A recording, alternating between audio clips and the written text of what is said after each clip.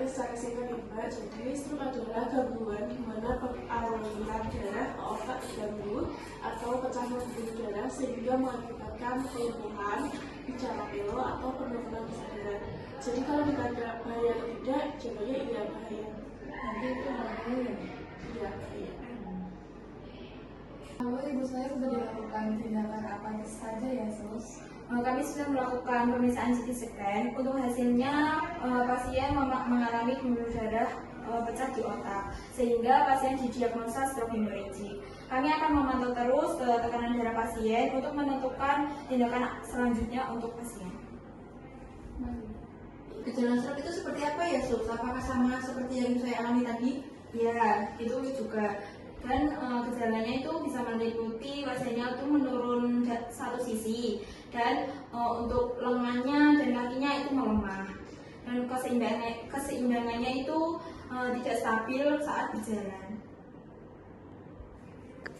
Pada kasusnya Ibu Nadia mengalami bicara pelo, kemudian lengan kanannya melemah. Itu penyebabnya apa ya, Sus? Soalnya tadi pagi itu ibu saya sehat-sehat saja. Untuk penyebabnya sendiri bisa karena hipertensi, diabetes mellitus, kemudian ada gejala stroke sebelumnya, merokok, dan mungkin usia lanjut. Iya, Sus. Emang dulu ibu saya sudah memiliki riwayat hipertensi. Nah, saat tadi saya periksa tekanan darah ibu menunjukkan hasilnya tuh 230/120. Itu cukup tinggi ya Mbak, dan itu tuh sangat berbahaya. Nah, itu yang menyebabkan ibunya stroke. Iya, Sus. Ibu saya memiliki hipertensi, terus ibu saya juga sering lupa minum obat. Baik Mbak, itu bisa jadi salah satu penyebab terus dari stroke. Tekanan darah yang tidak terkontrol bisa menyebabkan pembuluh darah yang pecah sehingga menimbulkan stroke. Agar keluarga siap di masa akan datang, ada cara untuk mengenali stroke itu dengan FAST. Itu yang pertama F. Face yaitu mengenali wajah. Ibu suruh tersenyum. Kalau salah satunya menurun, itu tanda-tanda stroke. Yaitu yang kedua yaitu kedua lengannya suruh ke atas. Kalau salah satunya melemah, itu tanda stroke. Yang ketiga S yaitu speech.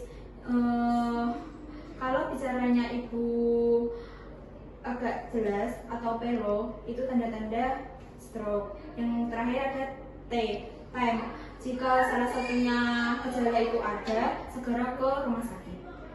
Jadi harus segera dibawa cepat ya, Sus? Benar Mbak, semakin cepat dibawa ke rumah sakit, semakin besar juga peluang untuk kesembuhan ibu.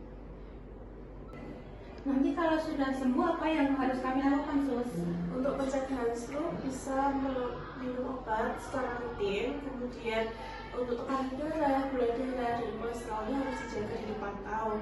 Kemudian ibu bisa melakukan olahraga ringan selama 30 menit dalam satu hari dan juga 3-4 kali seminggu. Selain itu, bisa mengurangi tinggi garam dan makanan yang tinggi lemak dan minyak. Jika salah satu gejala itu muncul, yang kita sudah diajarkan tadi FAST, tetap dibawa ke rumah sakit. Baik, Sus, kami paham. Nanti kedepannya saya akan berbicara kembali. Mbak, terima kasih ya sudah membawa Ibu Nadia ke IGD segera mungkin. Untuk selanjutnya kami akan segera melakukan perawatan yang lebih intensif ke Ibu Nadia. Baik, Sus. Terima kasih sudah menangani ibu saya dan sudah menjelaskan apa kondisi ibu saya dan merasa lebih tenang karena sudah paham apa yang terjadi. Sama-sama Mbak.